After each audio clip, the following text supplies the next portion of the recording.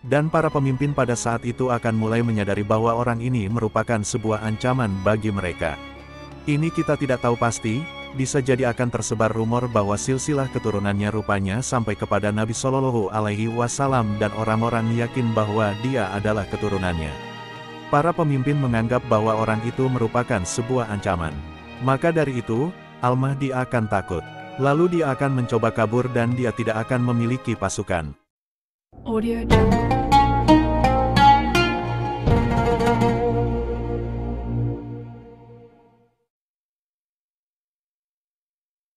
Bismillahirrohmanirrohim. Assalamualaikum warahmatullahi wabarakatuh. Teman-teman sekalian yang dirahmati Allah yang Maha Tinggi dan Maha Agung. Menurut sebuah hadis, siapa saja orang yang mengaku bahwa dirinya adalah Imam Mahdi, dia adalah seorang pembohong atau bisa dikatakan seorang pendusta, karena Al-Mahdi tidak ingin dirinya menjadi Mahdi, tetapi orang-oranglah yang akan memahannya, menjadikan dia sebagai pemimpin, dan mengemban tanggung jawab yang besar. Dalam video kali ini, kita akan membahas ciri-ciri Imam Mahdi yang asli sesuai dengan hadis Nabi Shallallahu Alaihi Wasallam, bukan hanya prasangka ataupun klaim orang-orang mengenai sosok Al-Mahdi tersebut. Jadi, tonton video ini sampai habis.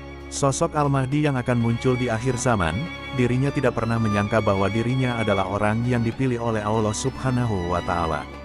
Orang-orang mukmin di kitabnya, beserta ulama, akan mendesaknya, menyuruh orang tersebut untuk menjadi pemimpin kaum muslimin. Mereka akan berkata, kita tidak punya pilihan lain, kamu adalah pemimpin kami dan kami memilih kamu. Namun Al-Mahdi tersebut menolaknya dan tidak mau menuruti keinginan orang-orang. Lalu kemudian dia akan menemukan sebuah situasi di mana dia tidak memiliki pilihan lain dan sangat enggan menerimanya, tetapi pada akhirnya dia pun melakukannya, yaitu menjadi seorang pemimpin. Saat ini banyak sekali orang-orang yang mengaku bahwa dirinya adalah Imam Mahdi, dengan membawakan berbagai cerita yang dibawanya dan kesaksian dalam mimpinya ataupun kejadian-kejadian aneh yang dialami orang tersebut. Namun, sayangnya 14 abad yang lalu, Rasul Shallallahu Alaihi Wasallam menyampaikan bahwa orang dari keturunannya itu tidak pernah mengaku bahwa dirinya adalah sosok pilihan Tuhan yang akan memimpin umat Islam di akhir zaman. Inilah sebabnya, bila mana ada seorang yang berkata, ikutilah saya adalah Imam Mahdi, dan kemudian diikuti oleh 2 orang, 1 orang, atau 10 orang, maka menurut hadis ini adalah seorang pendusta dan tidak boleh kita ikuti. Mahdi sejati tidak akan mengklaim bahwa dia adalah Mahdi, meminta orang-orang untuk bersaksi atas dirinya, tetapi orang-oranglah atau para ulama yang akan berinisiatif menunjuk dia sebagai Mahdi. Orang-orang akan mencintai dan menghargai dengan sendirinya karena perilakunya, bukan karena dia mengatakan, saya adalah Mahdi, tetapi secara tidak langsung orang-orang merasa cocok dengan karakter dia, silsilah dia, dan dia merasa yakin bahwa orang tersebut adalah orang yang dimaksud dalam hadis Rasulullah. Jadi, hadis ini menyebutkan tentang momen yang sangat penting, bahwa Mahdi akan berasal dari Madinah, dia lahir dan dibesarkan di sana. Pada suatu hari nanti, perubahan akan terjadi pada dirinya dan dia akan menjadi orang yang benar, yang telah Allah rubah hatinya ke jalan yang benar. Dan sebelum kemunculannya, para ulama mengatakan bahwa pada masa periode tersebut sedang terjadi banyak onrek tertentu di mana-mana, dan para pemimpin pada saat itu akan mulai menyadari bahwa orang ini merupakan sebuah ancaman bagi mereka. Ini kita tidak tahu pasti, bisa jadi akan tersebar rumor bahwa silsilah keturunannya rupanya sampai kepada Nabi Shallallahu Alaihi Wasallam, dan orang-orang yakin bahwa dia adalah keturunannya, dan para pemimpin menganggap bahwa orang itu merupakan sebuah ancaman. Maka dari itu, Al-Mahdi akan takut, lalu dia akan mencoba kabur, dan dia tidak akan memiliki pasukan. Imam Mahdi akan berlari ke arah Mekah untuk mencari perlindungan. Mengapa ke Mekah? Karena di Mekah adalah tempat yang paling aman, dan tidak sembarang orang boleh menyakiti atau berperilaku jahat kepada orang lain.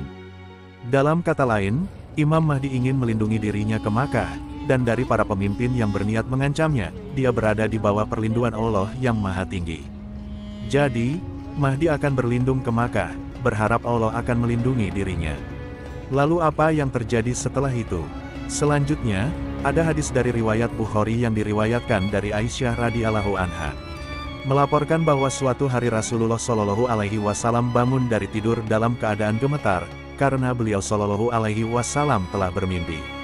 Kemudian beliau berkata kepada Aisyah, saya melihat sesuatu dalam mimpi saya, dan itu membuat saya gelisah.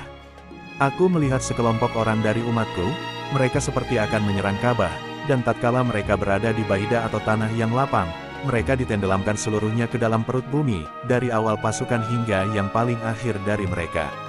Kemudian dia Aisyah berkata, "Ya Rasulullah, bagaimana dipenamkan atau ditenggelamkan dari awal hingga akhir dari mereka? Padahal di dalamnya ada orang-orang pasar, orang awam, yang tidak ada sangkut pautnya, dan ada yang bukan dari mereka." Lalu beliau menjawab, "Dibenamkan dari awal hingga akhir. Mereka kemudian akan dibangkitkan berdasarkan niat-niat mereka." Dalam hadis ini menjelaskan bahwa ada sekelompok orang Islam yang akan berperang dengan orang Islam itu sendiri, yang lokasinya berada di Makkah, dan salah satu kelompok akan mati di talan bumi.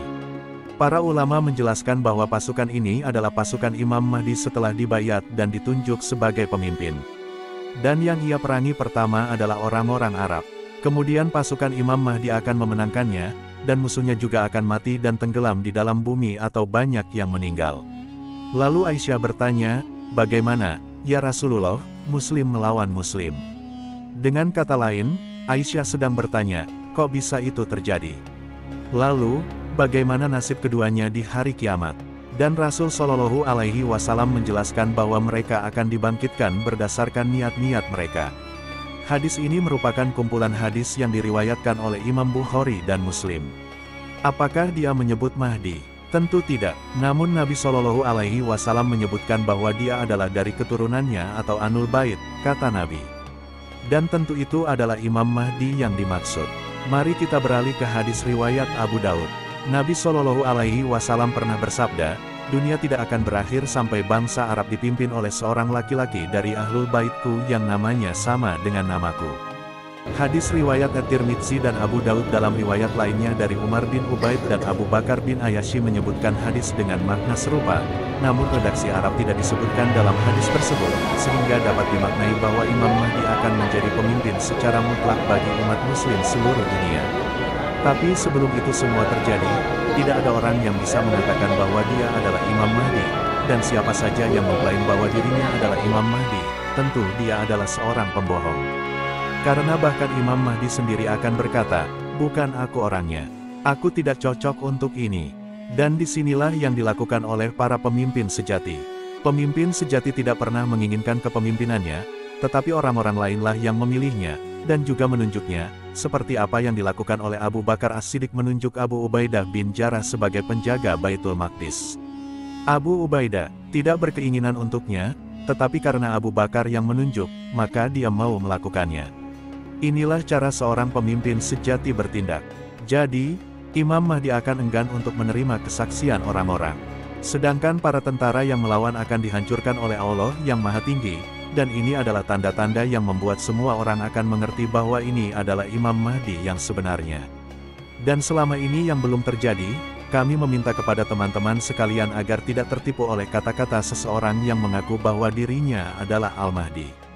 Yang selama ini kita tahu banyak sekali orang mengklaim bahwa dirinya Al-Mahdi dari zaman ke zaman, tapi Al-Mahdi akan tumbuh dengan sendirinya dan dirahasiakan oleh Allah Subhanahu wa Ta'ala, sampai Allah mengizinkannya muncul di tengah-tengah kaum muslimin, sesuai dengan ciri-ciri yang telah disampaikan dalam hadis. Wallahu a'lam bishawab. Semoga video ini bermanfaat. Kebenaran datangnya dari Allah Subhanahu wa Ta'ala, dan kekeliruan adalah dari diri saya pribadi sebagai manusia biasa. Sampai ketemu di video selanjutnya. Wassalamualaikum warahmatullahi wabarakatuh.